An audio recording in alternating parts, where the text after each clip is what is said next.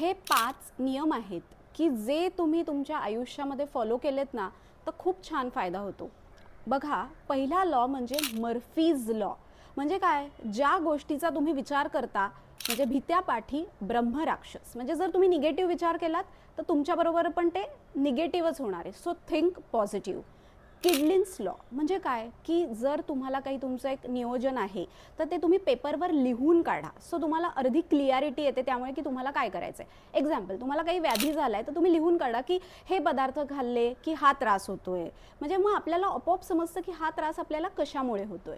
त्याच्यानंतर असतो गिल्बर्ट्स लॉ। म्हणजे काय की बघा, आपल्या कामाच्या ठिकाणी आपल्याला फक्त आपलं काम देतात आणि सांगतात की ह्याच्यावरचा उपाय तुम्हालाच शोधायचा आहे की काम कसं करायचं हे तुम्ही ठरवायचं आहे। तसं तुम्हाला कोणता व्याधी झाल्यावरती तुम्हालाच ठरवायचं असतं की ह्याच्यामध्ये आपलं मनोबल कसं ठेवायचं, हा व्याधी पूर्ण बरा होण्यासाठी आपण काय करायला पाहिजे, मोहावर नियंत्रण कसं ठेवायचं आहे हे आपल्या स्वतःला ठरवायचं असतं। आणि त्याच्यानंतर सगळ्यात महत्त्वाचा लॉ म्हणजे फाल्कलँड्स लॉ की ह्याच्यामध्ये तुम्ही जर एखाद्या निर्णयामध्ये तुमची गरज नसेल तर त्यामध्ये तुम्ही भाग घ्यायला जाऊ नका। तुम्ही तो निर्णय त्या दुसऱ्या व्यक्तीला घ्यायला द्या।